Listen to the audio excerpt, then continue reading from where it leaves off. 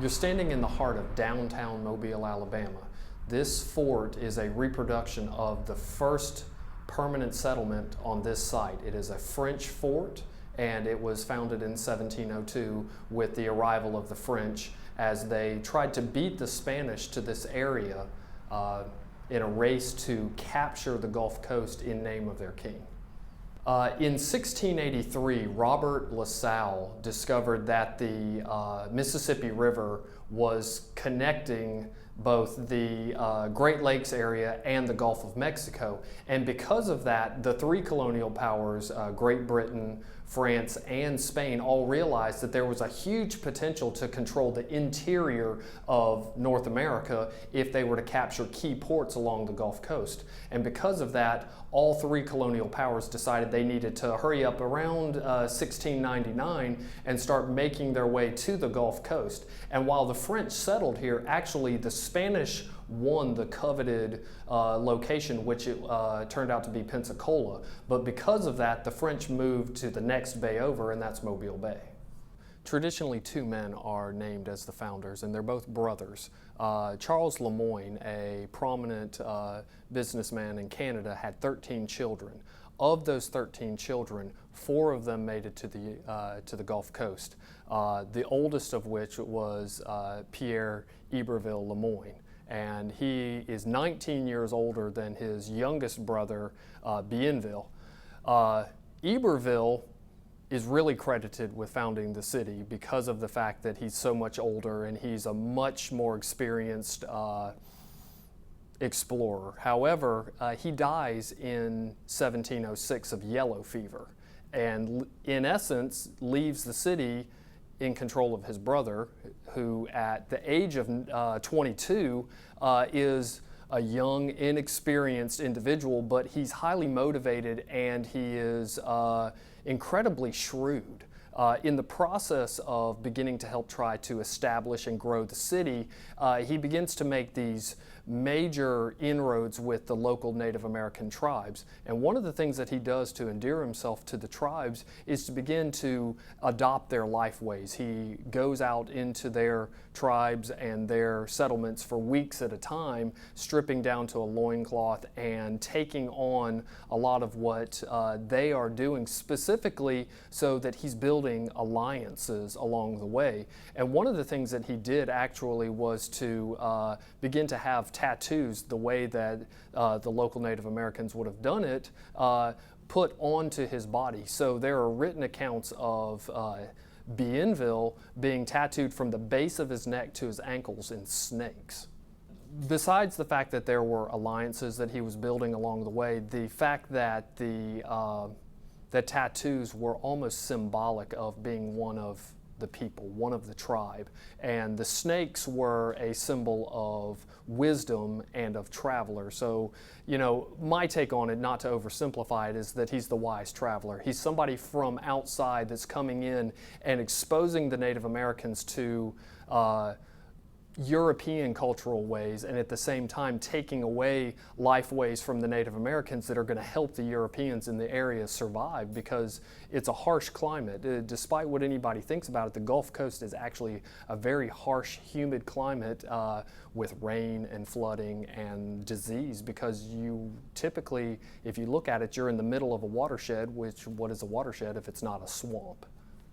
The French and Indian War is raging for years and years and years. And while the majority of the fighting is happening in the New England area, it's the fact that Mobile is still a French settlement. It is a French holding, and when the treaties are signed that end the war, one of the stipulations is that French Mobile is ceded to the British. And so in 1763, the French are drummed out of the city and the British arrive.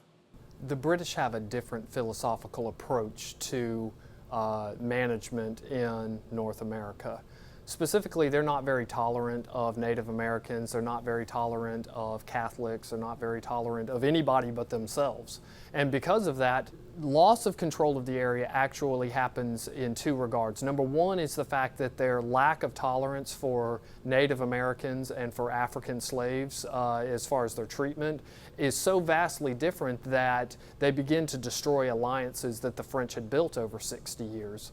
On top of that, you've got the Spanish who want this area. And so in 1780, in the only time that the fort is attacked, the Spanish come over from New Orleans and they lay siege to the city until basically through starvation and bombardment, Eliza Durnsford, the commandant of Fort Charlotte, finally gives Mobile and the fort to the Spanish permanently. The Spanish, like the British, have a different philosophical approach to controlling Mobile. They still want to capitalize upon its location as a southern port. However, they can't seem to make the city any more lucrative. So ultimately, it becomes just one point along a trading route. And in the process, Spain begins to look at the United States, which is growing. And obviously it's growing out of the New England area down towards Georgia along the eastern seaboard, and then now west into what would eventually become the area claimed by the Louisiana Territory.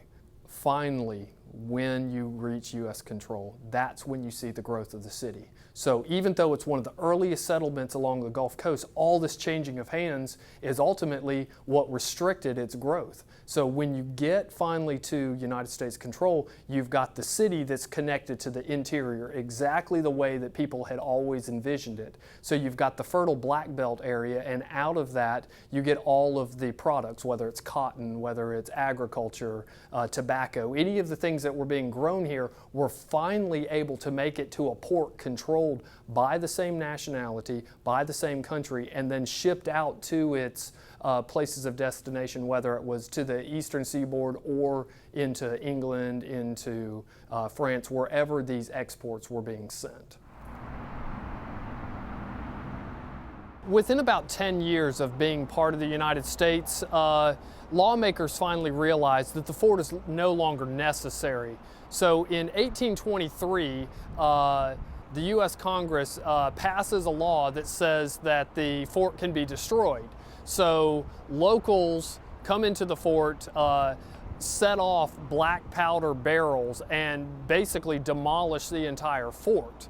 The rubble is then pushed into the marshlands along the riverbed and used as the foundation of new land that's made for a new American city.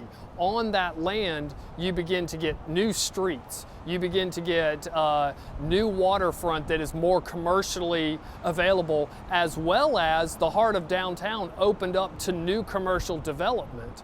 Over time, the downtown area has continued to evolve, and ultimately it has evolved into what you see today as a city.